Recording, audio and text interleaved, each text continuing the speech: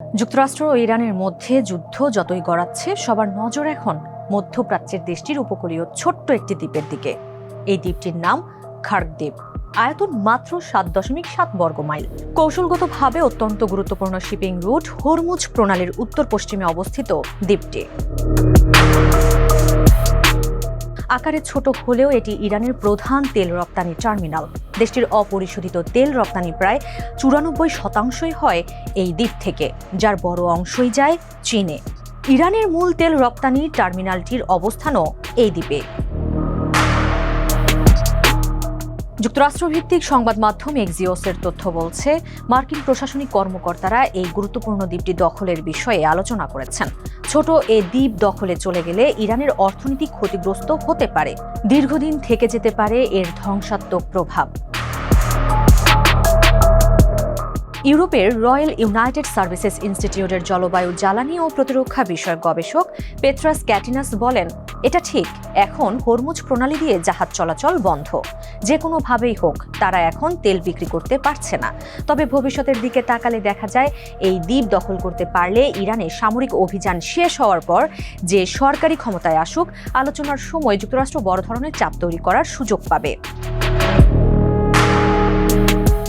ইরানের ইসলামী বিপ্লবী গার্ড বাহিনী IRGC হরমুজ প্রণালীর সম্পূর্ণ নিয়ন্ত্রণ নেওয়ার পর থেকে এই প্রণালী দিয়ে জাহাজ চলাচল প্রায় বন্ধ হয়ে গেছে।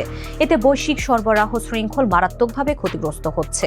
বিশেষজ্ঞরা সতর্ক করে বলেছেন, এই পরিস্থিতি দীর্ঘস্থায়ী হলে সারা বিশ্বের অর্থনীতির উপর পড়তে পারে ধ্বংসাত্মক প্রভাব।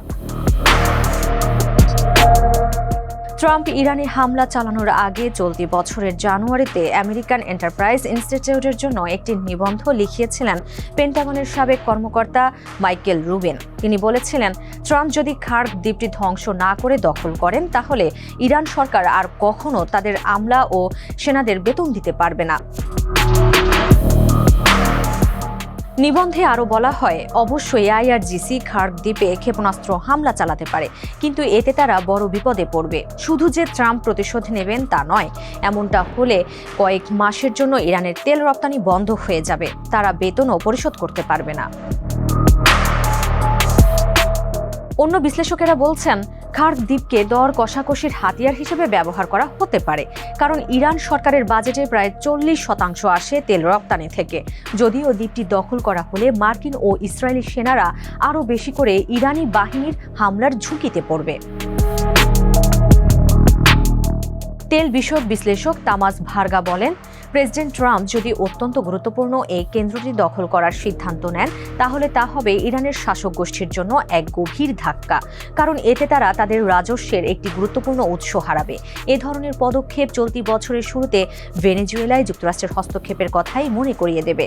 তখন মার্কিন বাহিনী কার্যত সেখানকার তেল খাতের ওপর নিয়ন্ত্রণ প্রতিষ্ঠা করেছিল। দ্বীপটিতে এর আগেও হামলা হয়েছিল। ১৯৮৪ সালে ইরান ও ইরাকের মধ্যে সংঘাত চলাকালে ইরাকি নেতা সাদ্দাম হোসেন এখানে হামলা চালান। এই হামলা দুই দেশের মধ্যে ট্যাঙ্কার যুদ্ধের সূচনা করেছিল। তবে এবারই প্রথম যে খার্ক দ্বীপ ডোনাল্ড ট্রাম্পের নজরে এসেছে তা নয়। প্রায় ৪০ বছর আগে নিজের বই the art of the deal এর ব্যবসায়িক প্রচার চালানোর সময় দ্য গার্ডিয়ানকে তিনি এক সাক্ষাৎকার দিয়েছিলেন। সেখানে তিনি দ্বীপটি নিয়ে মন্তব্য করেছিলেন। ১৯৮৮ সালে ইরান ইরাক যুদ্ধ চলাকালে দেওয়া ওই সাক্ষাৎকারে ট্রাম্প বলেছিলেন, ইরান মানসিকভাবে আমাদের ওপর দমন পীড়ন চালাচ্ছে, আমাদের বোকা বানাচ্ছে। আমাদের কোনো সেনা বা জাহাজের দিকে একটি গুলি ছোড়া হলেই আমি খার্ক দ্বীপের ওপর আক্রমণ করব, আমি দ্বীপটি দখল করব।